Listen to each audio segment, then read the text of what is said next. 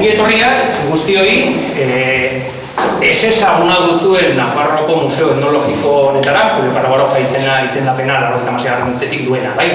Gehienak Lizarrakoa zaretenez, jakingo duzue, museo hau garai batean iratzen izan zela, bildumak historia luzekoa da, Baroja tarrek hasi ziren aurreneko bildumak jasotzen 70. hamarkadan, beren buruan, eta gero Sangotzaldean jarraitu izan zuen Beruza batek diputazioa, horrendikan diputazioaren diruarekin piezak biltzen eta bai, iratzera 70. hamarkadan hasieran eraman ziren, baina gero gobernu batek erabaki zuen iratzek oparitzen ziotela Paradores Nazionaleseko. Orduan, handikan atera behar izan zen, 2006 urtean, eta topatu behar izan zen momenturako egoitza berri bat biltegia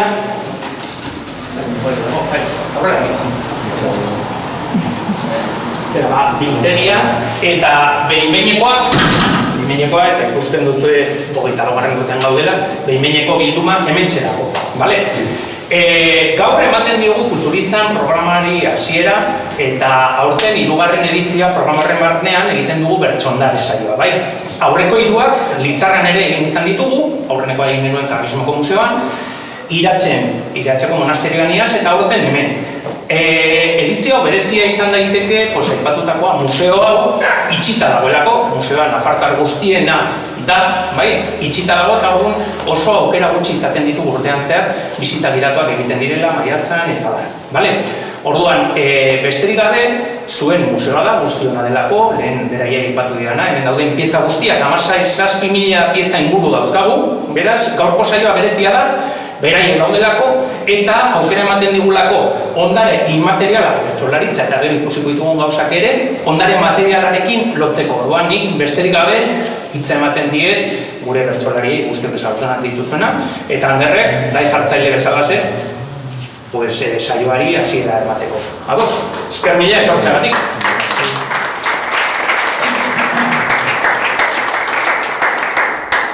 Beno, nik nire partetik ongi etorri ematen dizuet guztioi.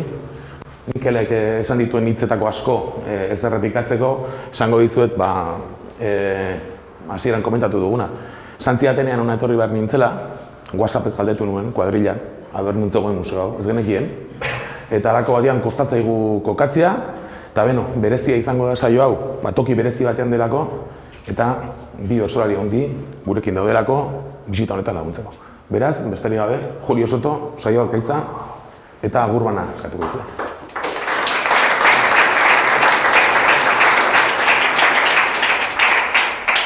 Kaixo deneri ongi etorri hasierako erregela, dozenatxo bat bildu zarete sardinak latan bezala. Museo honetan lehenengo aldiz hartu dezagun epela, ta oroi gaitezen hemen dagona Nafar guztiona dela.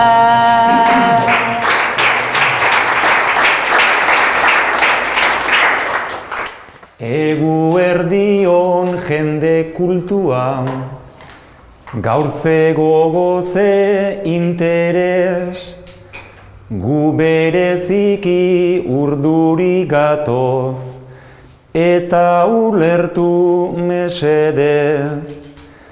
Ez jakintasun maila handi bat, sentitzen baitugu berez.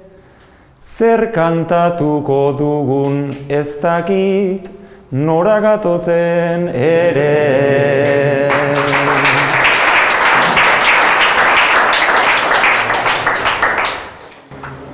Komentatu dugu, Julio saioa, komentatu dugu museo berezi batean gaudela, baina museo bat da. 2022an, Museoen Kontseilu Internazionalak museo hitza definitu behar izan zuen. Parragan egin zuen bileran. Eta irakurriko dizut definizioa. Museoa, irabazi asmorik gabeko erakundea da. Iraunkorra eta gizartearen zerbitzura dagoena. Ondare materiala eta ez materiala ikertzen, bildumatzen, konserbatzen, interpretatzen eta erakusten duena. Jendearentzat irekiak, irisgarriak eta inklusiboak izanik, museoek aniztasuna eta iraunkortasuna sustatzen dituzte. Komunitateen parte hartzearekin, museoek etikoki eta profesionalki jarduten eta komunikatzen dute hezkuntzarako, gozamenerako, hausnarketarako eta ezagutzak trukatzeko askotariko esperientziak eskainiz. Hori da beraz museoaren definizioa. Ez dakit, ezagutzen zenuten, entzuna zenuten definizio hau, eta honatx zuentzako galdera. Zer da zuentzat museo bat? Ez da museo batean kantatzen duzuen lehenengo aldia, Mikelek esan duen bezala aritu izareten. Zer du berezia museo baten kantatzeak, eta zer aurkituko duzu gaur hemen?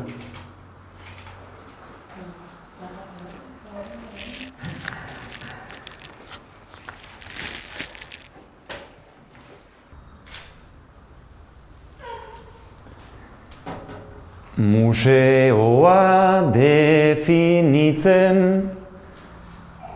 alaxe zara ausartu, ta neri zer sortzen didan pixkatean dut hausnartu.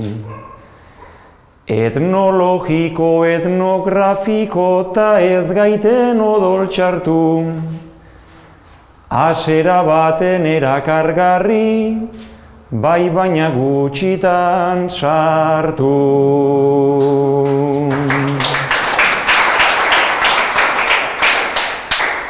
Poligono bazterrean agendak jarri ditzitan, eta joe hemen dago esan dugu iritsitan.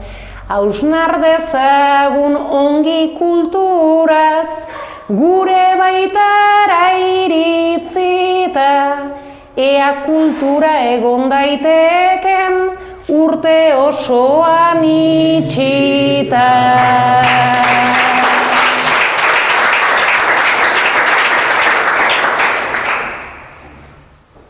Irisgarria behar dula denona eta forala, irabazirik asmorik gabe ola edo ala. Eta museo askotan, baina entrada pagatu ala. Iruditzen zait deskribapenak kontraesanak dauzkala.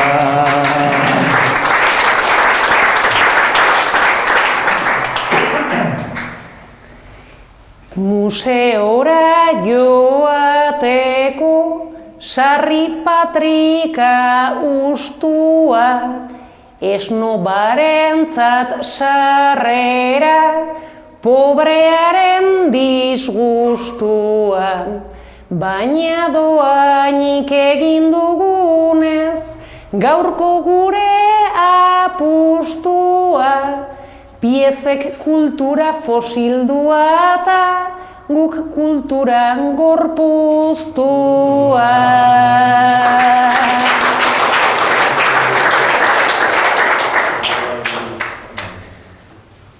Ta ara gaur ze elkartze, antxoak edo eltxoak, bi gorputz materialok, bizkar zango ta besoak.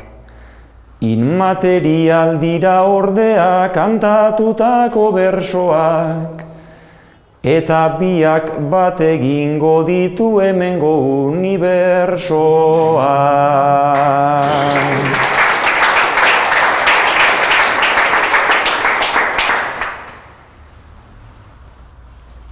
Ze antxoa eta zeltxoa, ze metaforen babesa hainbesteraino ulertu, ere ez dudala pentsa.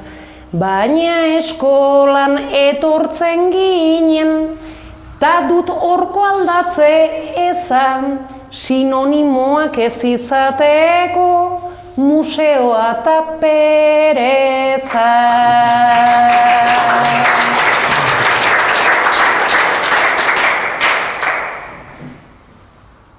Ta aholku bat bezala nahi nizueke xuxurla, begiratzeko argazkia ta ukitzeko kazula, ta sentitzeko gure historia eta gure pelikula, konpleju gabe pasiatzeko ta gozatu dezagula.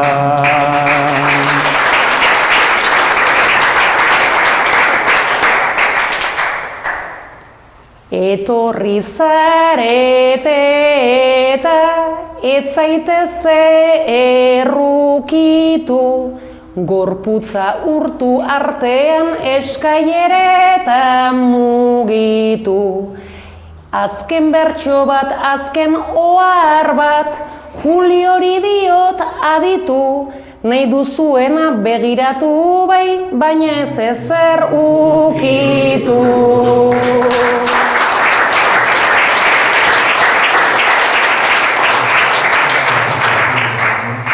Guazen hortaz, pixkan toki freskoago batera, liburutegira guaz.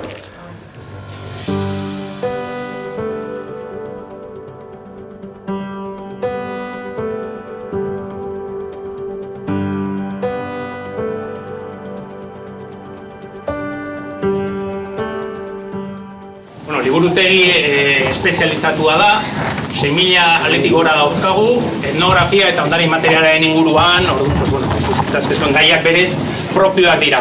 Hemengo liburu asko, Nafarroko sareko liburutegietan ez dago, eta badago elkar trukaketa egiterik eta eskatzerik, eta bat. Normalean, pieza bat museora etortzen denean, lagatzen digutelarik edo, egiten duguna da, behan ikusiko duguna 40 aldiko eremura eraman. Normalean, pieza etnografikoak sabaietan, sotoetan hartzen ditugu eta ala nola izaten dira, ez? Hauek oso bereziak ziren eta horregatik dauzkagu honetan.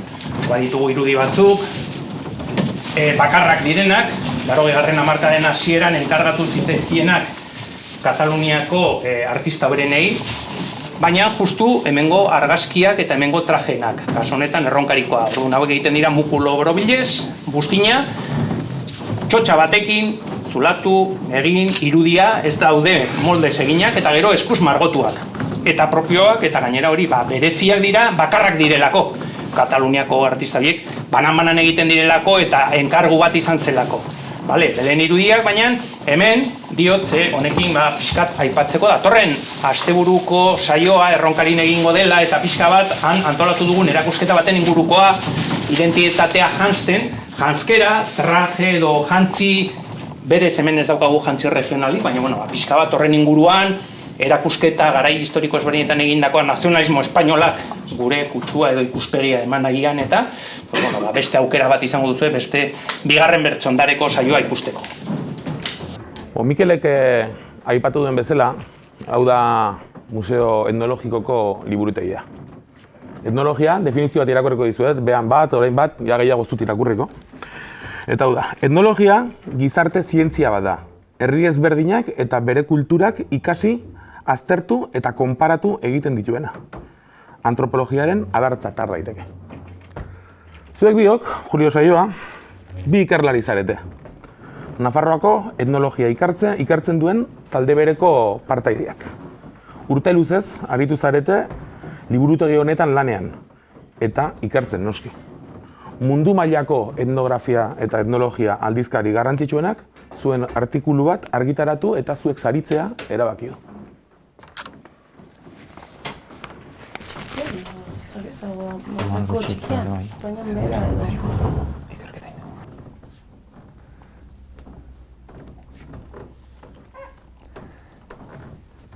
Gure Euskal Herria handi baita handi, hemen gabiltza gure jostorratzta ari, mugatu bat eman nahi asmoan lehenari, azken artikuluan ari eta ari, toki egin diogu nekazaritzari, toki egin diogu nekazaritzari.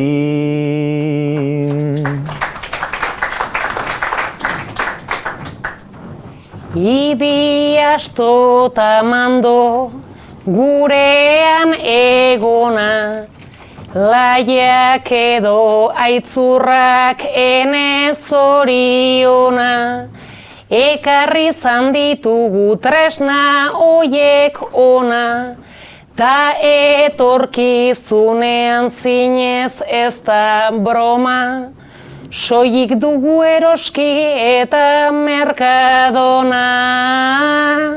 Soilik dugu eroski eta merkadona.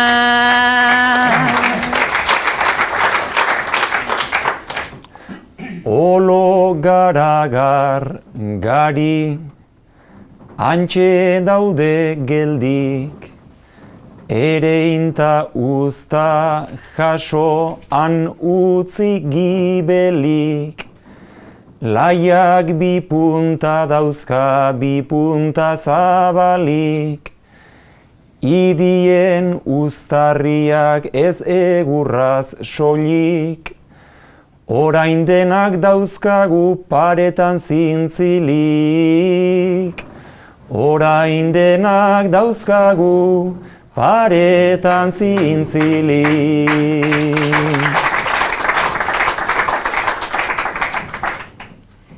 Gizaki modernoa, gure alter ego, eroskira joaten zaiguna unero, lehenago lurra lantzen ibiltzen zen ero, hori berreskuratu beharko da edo, gutxi dokumentatu gehiago landu ezkero.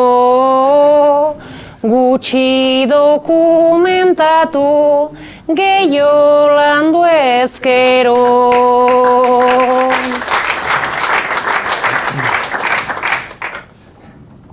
Ta ailizarraldean ze jendajek irten, ardo edale bikainak ez garrantzirik ken, udazkenez matxa biltzen zen noizbaiten, naiz kupeletan uzten zuten irakiten, ez ziren ainabilak ardoa egiten, ez ziren ainabilak ardoa egiten.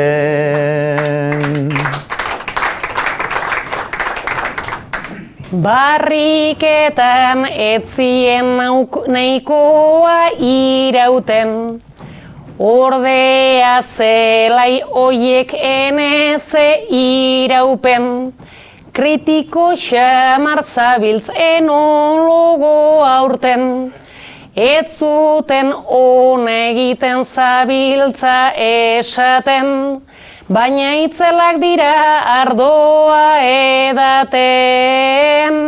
Baina itzelak dira ardoa edaten. Ta olibondoena ze pretentsioa, abenduz da bilketa ta ze tentsioa, dolaretan ipintzen zuten presioa, olioa lortzea baitzen desioa, pena orduan etzula gaurko prezioa, pena orduan etzula gaurko prezioa.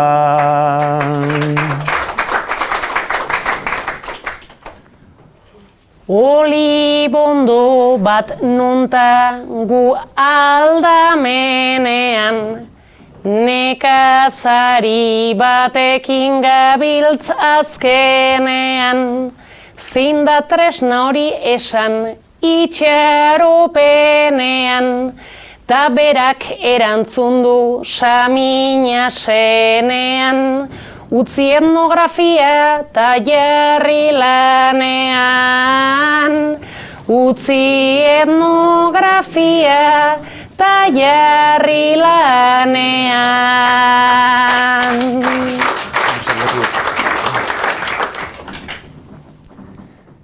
Gari soro horiak etxean hortua, uda berrian fresko ta gero mortua, oliba eta letxu dena girotua, Lizarraldea utzi dugu txalotua.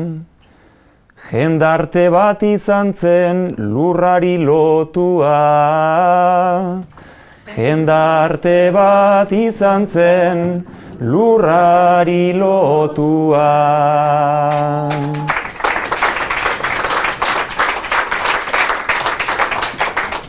Bueno, hurrengo geldialdia, hor kapoan dagoen pasillo horretan, bai?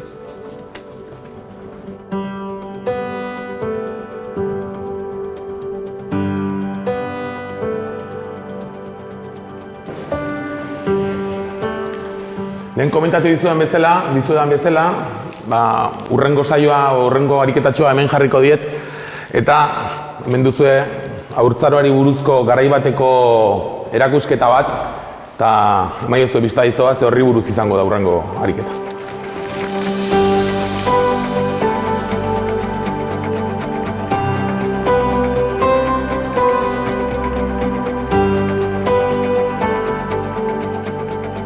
Esan dizudan bezala, haurtzaroari buruzko erakusketa zahar bat edo antzinako bat dugu hemen, aurrekoan bisita egiten, interesgarria iruditu zitzaidan hemen geldialditxo bat egitea. Hemen gauden denek, ezinbestean, igaro dugu haurtzaroa, baten bat igarotzen ari da oraindik.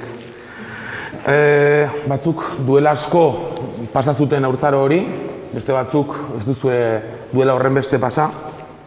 Baina panela hori begira izan duzue landa eremuko haurtzaroaren fase ezberdinak aztertzeko aukera.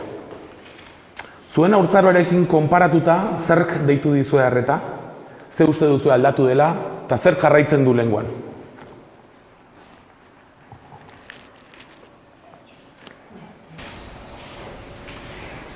Zuri beltzean baina aldarte unean, bizikleta gainean, ze zorionean, ni naiz modernoago, neronen formean, neroniaritzan nintzen PlayStationean, neroniaritzan nintzen PlayStationean.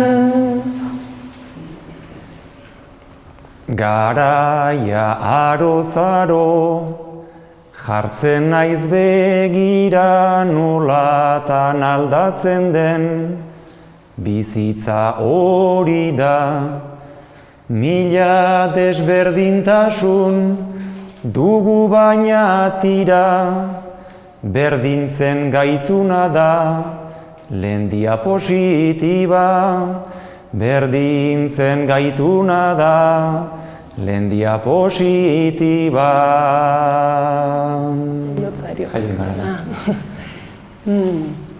Noski jaio behar da, egoteko edo, baina beitu jolasak ta maika endredo. Pila marrazto, ez zabiltza lerdo, jaien egutegia iristen da gero, jaien egutegia iristen da gero. Gu ginela bi ume, ginela gaztedi antzeko genbiltzala, iruditzen neri, polistakakosetan hasi eta segi, gaurkako gutxi gaude eta poli gehiegi, gaurkako gutxi gaude eta poli gehiegi. Poli gehiegi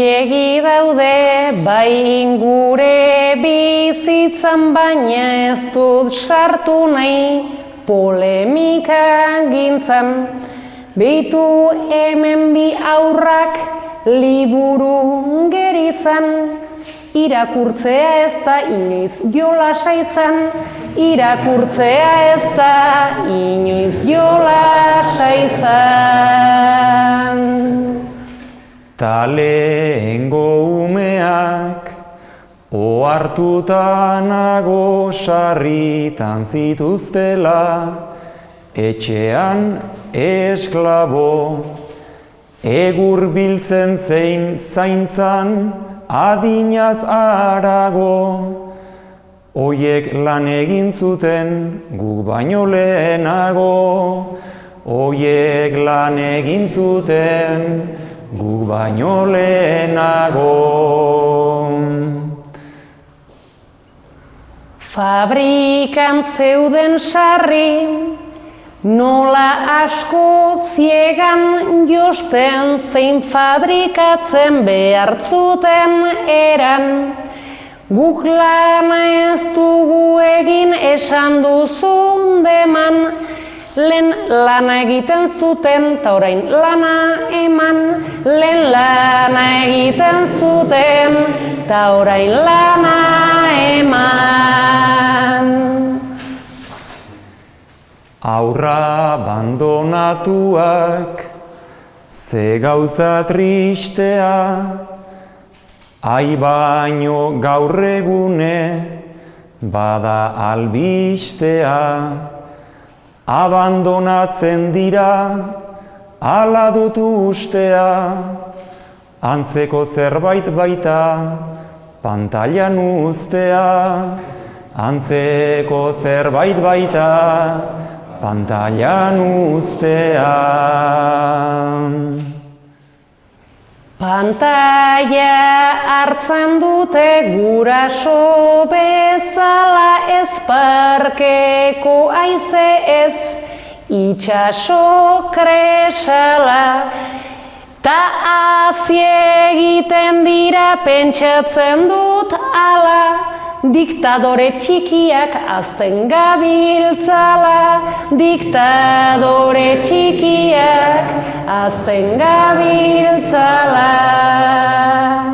Goazen gu eskola nazionaletara, arbelan espainolez idazten zen ara. Baina lehen ta oraina nahi ditut konpara, gaur arbelak euskaraz ta ahoan erdara. Gaur arbelak euskaraz ahoan erdara. Noskitz egin dezagun eskola altxorrez ta kultura honekin, hartu ditun zorrez. Espainolez dabiltza ahoko motorrez, orain nahi dutelako lehen derrigorrez. Orain nahi dutelako lehen derrigorrez. Ia ba segizagun guk euskara hiztun, ta bi diapositibak ara zer sinistun. Zure santa itxura hortan galdera segitun, bataio ta jaun hartze egin altzen itun. Bataio ta jaun hartze egin altzen itun. Nere intimitatean sartu nahi du enpin Julio, hainda Bazileta, hainda Arlekin. Banoski egin nitula nahi baduzun jakin, xuriz jantzita eta soinekoarekin. Xuriz jantzita eta soinekoarekin. Ba estimatzen dizut, kontestazioa nik ere emango dut. esplikazioa. Nik ere egin nitun ze okasioa, baina ez nuen egin konfirmazioa, baina ez nuen egin konfirmazioa. Nik konfirmatzen dizut bidean darraizu zeitxura tenteakin, jendaurrean zaizu, beti jator eta on, formetan hain maixu, txintxo itxura ordutik gelditu altzaizu, txintxo itxura ordutik gelditu altzaizu. Bai nere itxura da, pixkata raroa, gu konparatzen lehengo ta oraingo aroa, nolaka aurrerantzan doan igaroa, hobe da gozatzea nera bezaroa, hobe da gozatzea nera bezaroa. Nerabe, bueno, kamarada pasatu egin duzu, jada barrikada, baina horretan sartu nahi duzu ta ara, zu ere festaz festa ibili altzara, zu ere festaz festa ibili altzara. Zu bezela naizenez, nire bersolari 11 santu izen, ikasi dut adi. Gaur da San Bartolome, hori izan argi, gorritin festaketa, ni hemen kantari. Gorritin festaketa, ni hemen kantari. Santu denak dakizki bertsoen bertuten, ta flipatuta nago Juliori entzuten. Barka santuz ez dakit ongi erantzuten, Elizatik aspaldi bota egin ninduten, Elizatik aspaldi bota egin ninduten. Beraz ez dakit festak egin genitzaken, hemen zer gabiltzagu hainbeste hitz jaten. Gaia boro bildu nahi genuke hitz baten, umei uztaiegun, umetxo izaten, umei uztaiegun, umetxo izaten.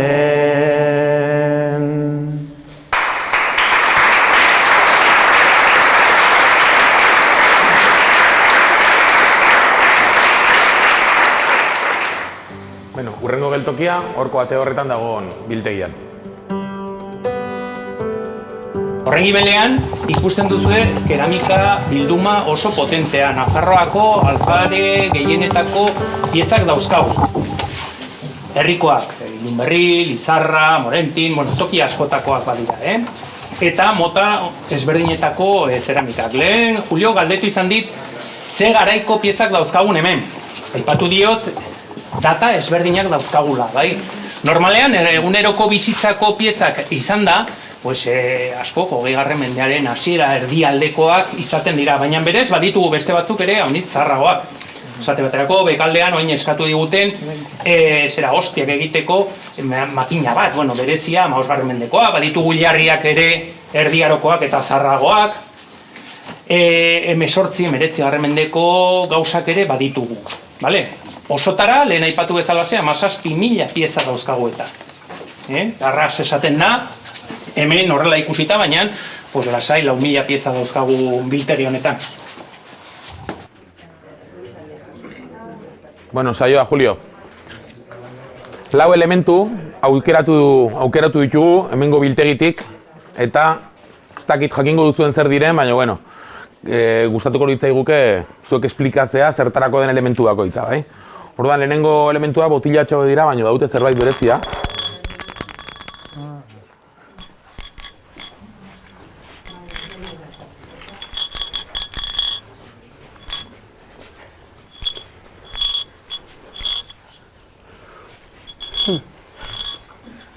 Hemen gaseosa ipintzen duta, nenbilen modu alaian, baina klin egiten duta, ez nagoera lasaian.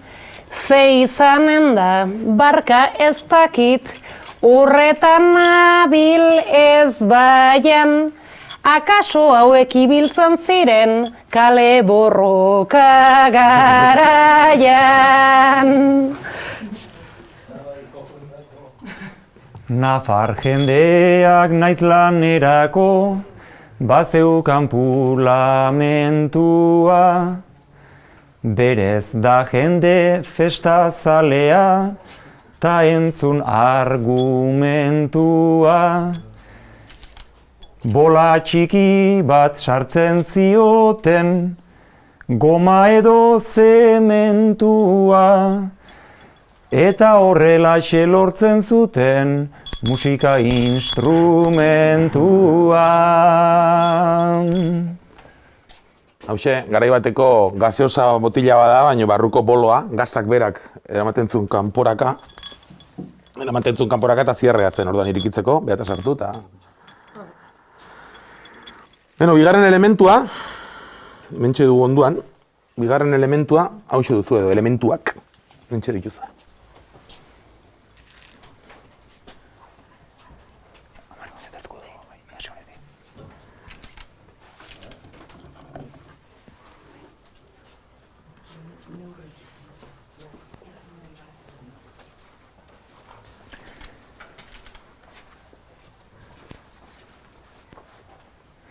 Hauek neurriak zirela, uste dut garbitxo dagoela.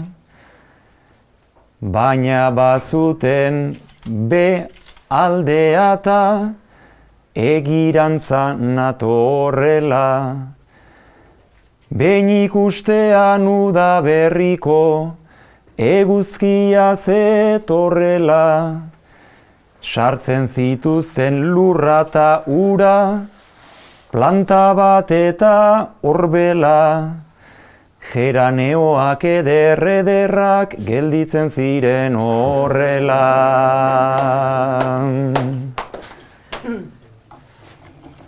Bata bestean barnean dago, ohartu naiz aproposta. Justu erdian gelditu dadin ipini diote kotxka.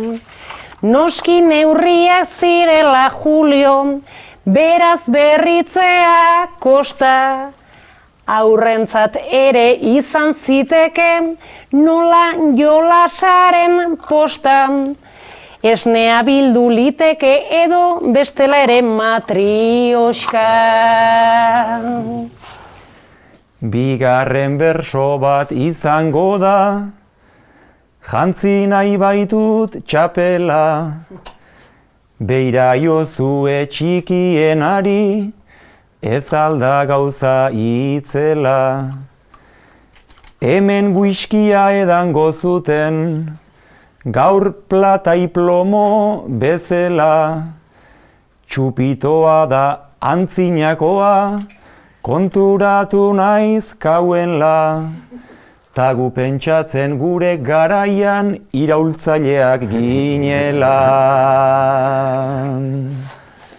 Bueno, txupitoz azken bertsoa aztertzeko baso ertzak. Hartu aurretik ezintasunak edo bertsoen perezak. Alkoholak ere neurriak dauzka. Ola ikasi dut behintzat, Nola gaur hiru hartu gaituzten mailaren bueltan kidetzat, hau da niretzat, hau da zuretzat, ta handian derrentzat. Efektibamente, neurria ziren. Orduan, hirugarren elementua hementxe duzue. Zertako dau, zer dau. Hartu nahi baren baduzue, hartu, libre.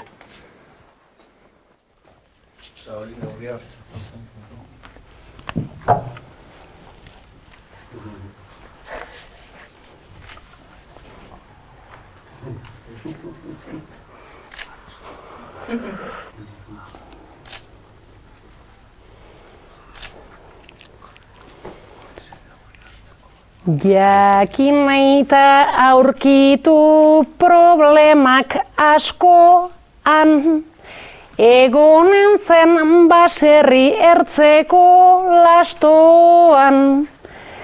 Pentsatu luzaroan, aztertu askoan, daumetxoak ibili daitezen astoan.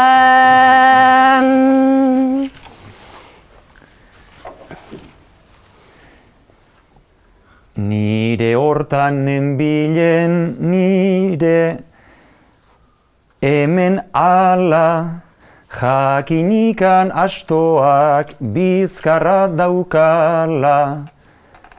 Moztu gari paixo bat nola edo ala, hau erabiltzen zuten saski bat bezala. Hori da, aneka moduko zerbait da, astoari zintzilikatzen zitzaiona karga eramateko. Ta azkenekoa hauxe duzue.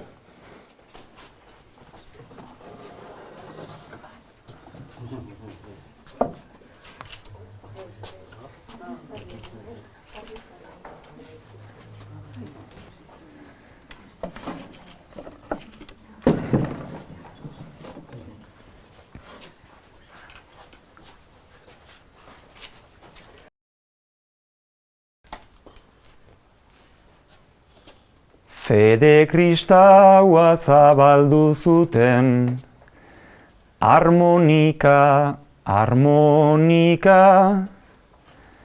San Bartolome zein Ama Birjin, zein edo Santa Pionika.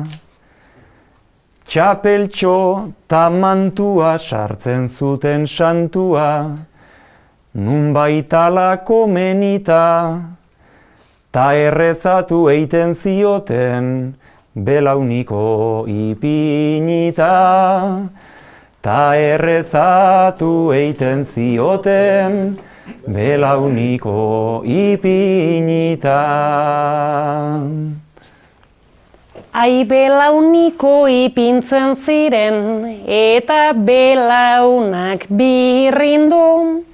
Dirudienez fedea ere urteak pasata mindu. Lehen Ama Birjina, ja ez dago jakina, hola baitigu agindu. Ama Birjinak bere tronutik apostasia egindu. Ama Birjinak bere tronutik apostasia egindu. Hemen lehen garai batean kandelak jartzen ziren barruan. Euskerazko izena ez dut lortu, beraz kandelen kutxa dituko diogu, baten bate barin badaki esan dezala, baina euskerazko izenik ez dut lortu. Eta hurrengo geldialdia sotoan.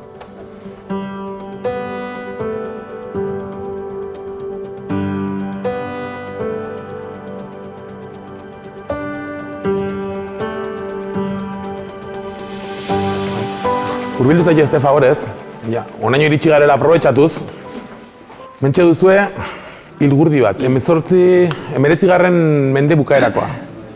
Hau da azkenean, gaur egungo kotxe funebrearen,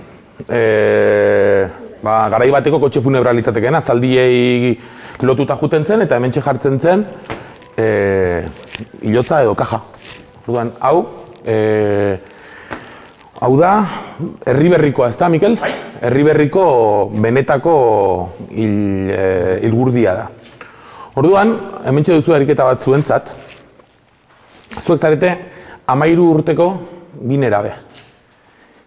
Garai hartakoak. Ikusi duzu gurdi hau, bueltaka, herrian, behin edo behin. Baina gaur, herriko persona importante bat ehortzera dijoaz. Joan zarete euren, bere hiletara. Ikusi duzu pasatzen ilgurdi hau, eta lehenengo aldiz, 13 urtetan lehenengo aldiz, komentarioak egiten hasi zarete.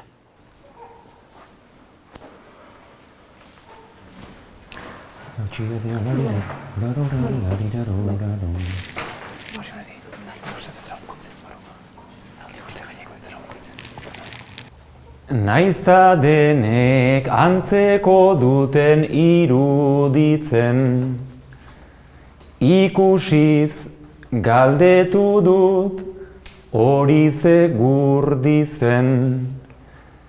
Zu ez dakit baino hasi naiz pixkat urduritzen, gaineko hori ez da askorik mugitzen, gaineko hori ez da askorik mugitzen.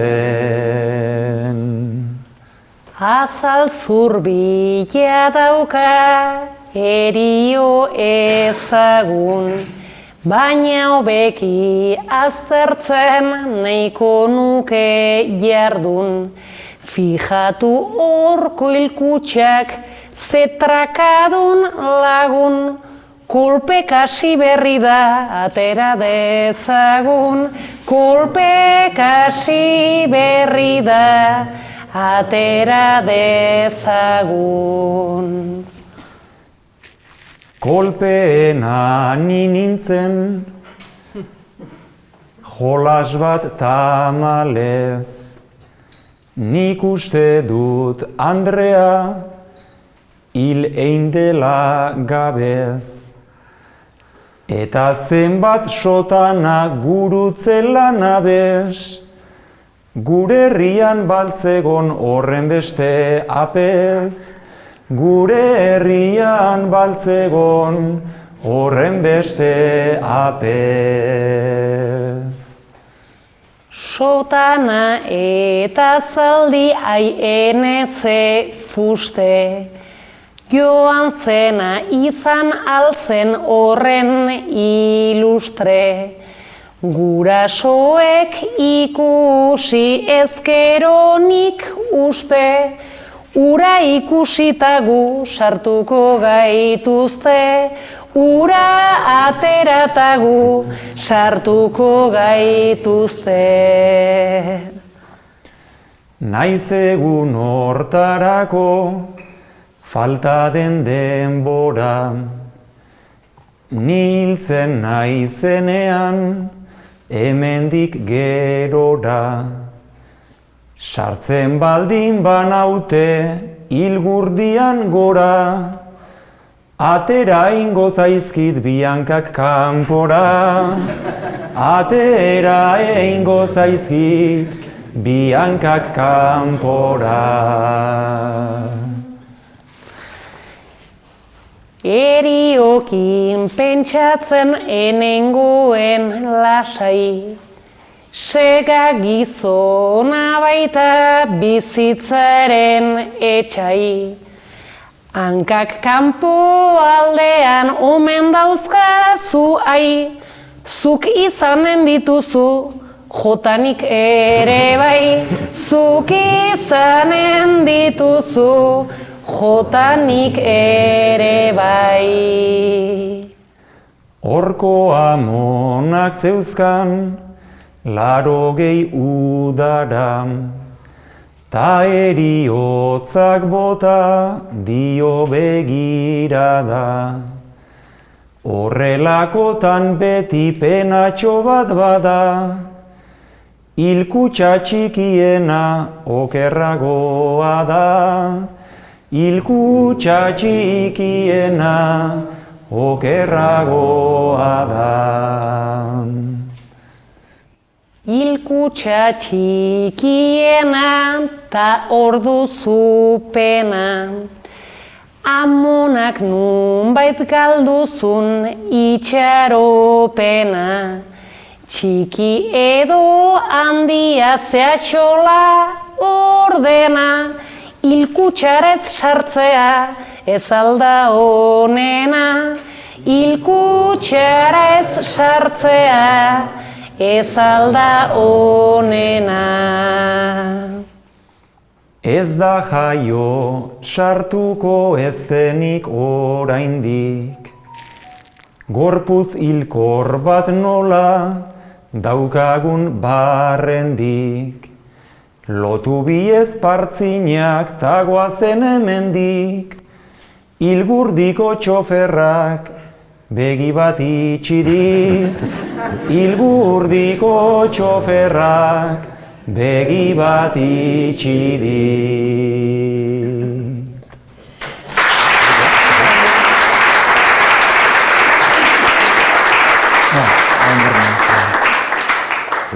Hemendik 3 minutura, beste toki batetik deituko dizugu, eta izango dugu azken ariketa gidatua.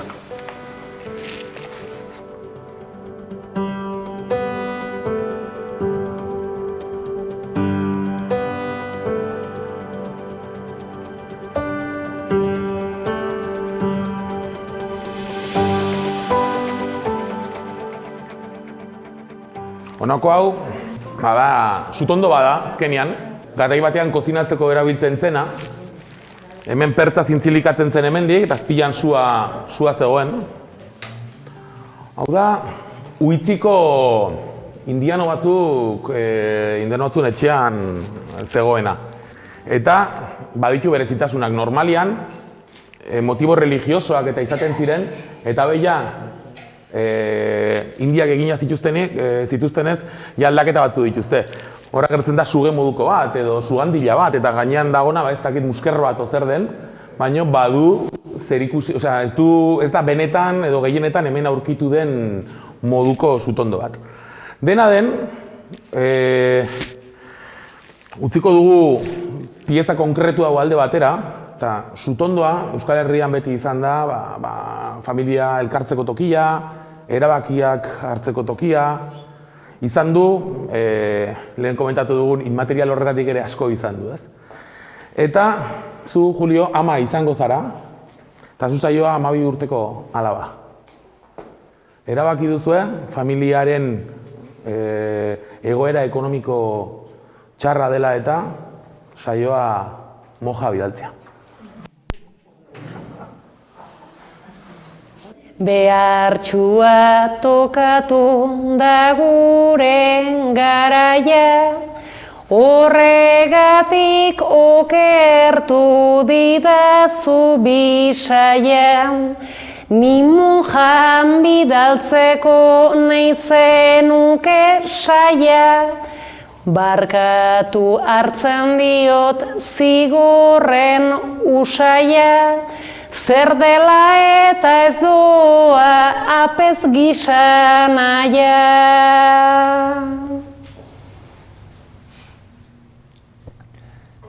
Zeren zure anaiak egingo du lana, baserrian jardungo da sotoan barna.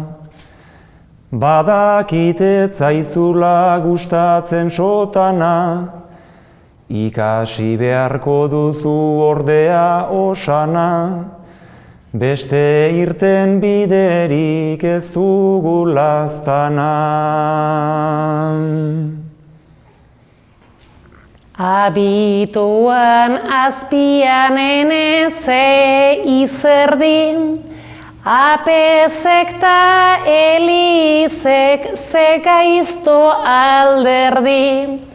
Ez duzu pentsatua autuan gehiegin, buelta bat emaiozu hau aldatun bedi, zuri egindakoa ez egin baneri. Nik ere pasanitun gaztetan zenbaitzu, eta denak ez ziren onak izan aizu. Elizaz kanpo gabiltz, bai ni eta baizu, eta Sor Madalena izango da maisu, fedea urtekin etorriko zaizu. Fedea bihurtzen da lepoko kateko, suertatzen da txikion itzalta kalteko. Orain bihurtu nauzu familia parteko, ez zuen maiko eta ez da gizarteko. Zertarako izan aur bat gero emateko.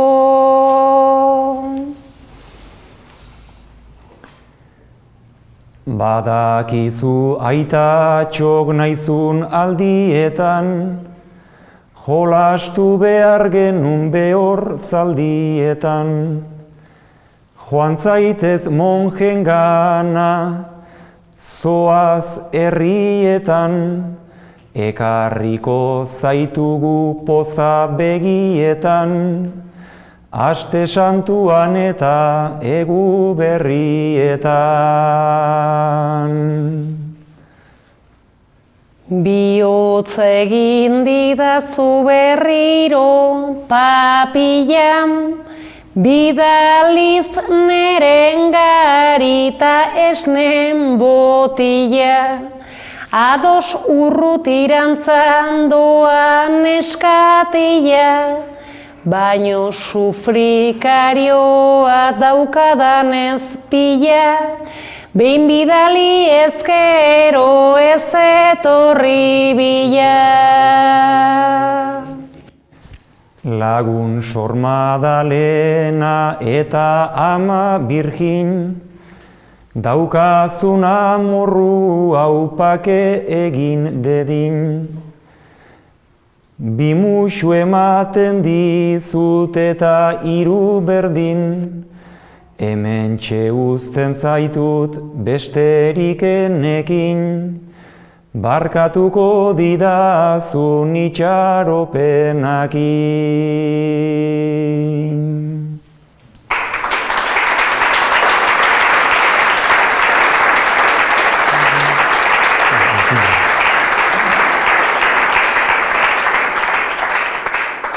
Buelta honi amaiera emateko, hasieran joan garen tokira joango gara, hantxe izango dugu azken ariketa eta amaiera emango diogu gaurko bisitari.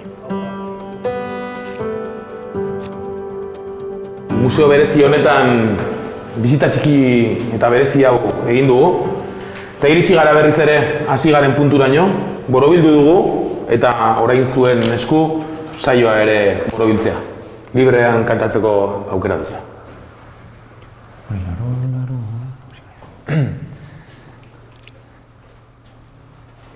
Aserako puntura etorri baikaran, Eta ez dugu inor galdu paseoan ara. pixka bat baretu zait lehen neukan ikara. Divertitu altzara triliri tralara.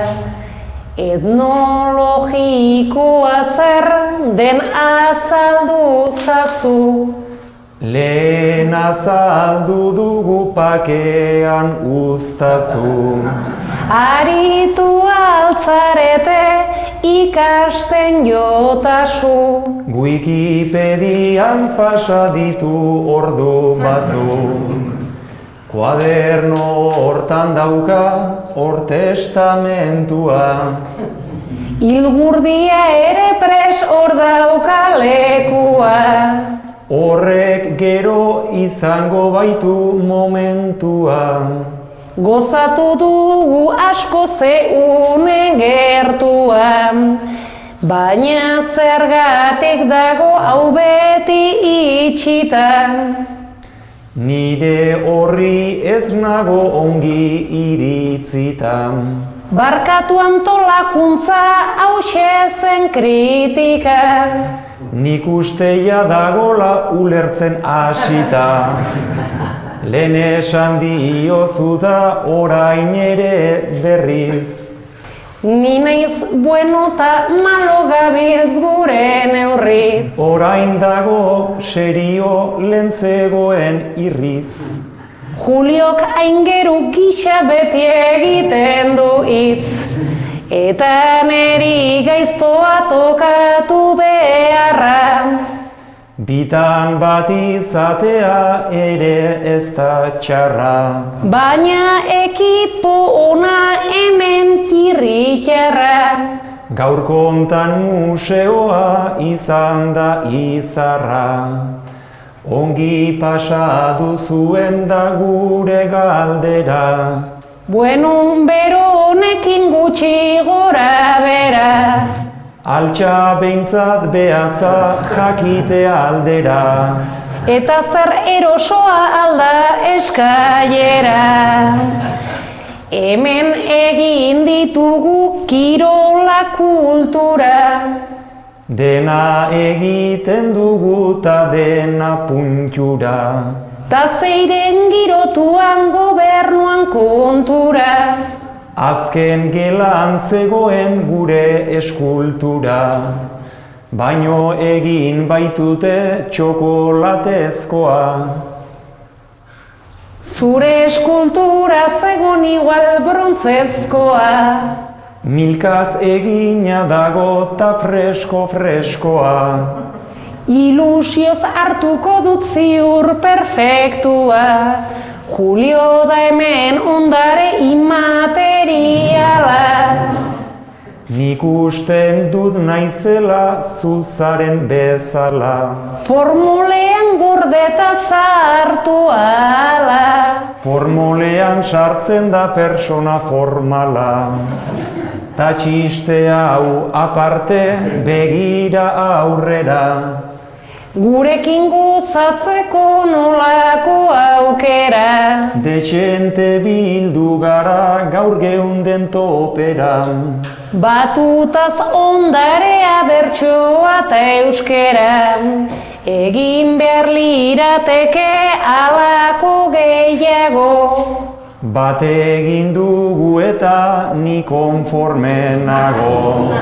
Baina aldarrikatu beharko da, klaro. Saioako aten da beti aurrerago. Eskerrak horri saio gehiago eiten dira. Eta hor argatik gaude gu bertan begira. Gaur alegindu gara haunditik txikira. Ta errepikatu dadin da gure desira. Baina azken bertsoa bermut ordua da. Bana botako dugu eta listo jada. Mila esker denerita segi plazara. Zueri kantatzea beti plazerra da.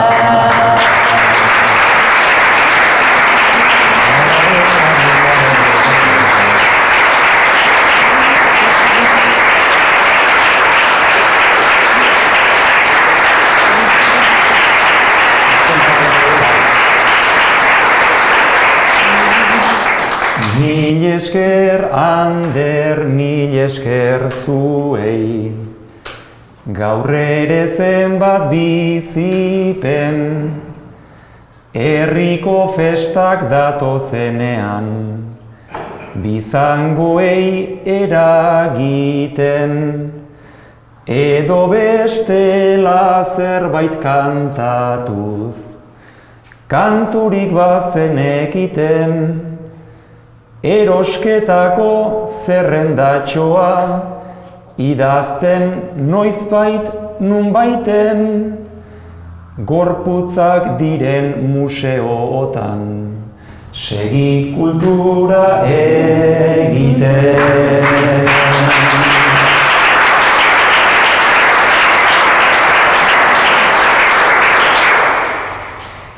Larun bat goiza euskara hotsez, bete baliteke behintzat.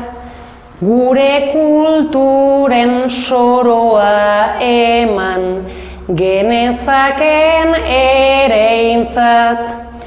Gozatu kalen, gozatu bazter, ta museoko piezak, biziak eta hilak ere bai, hartuak zuen babesak, kulturak hola izan behar baitu, herritik ta herriarentzat.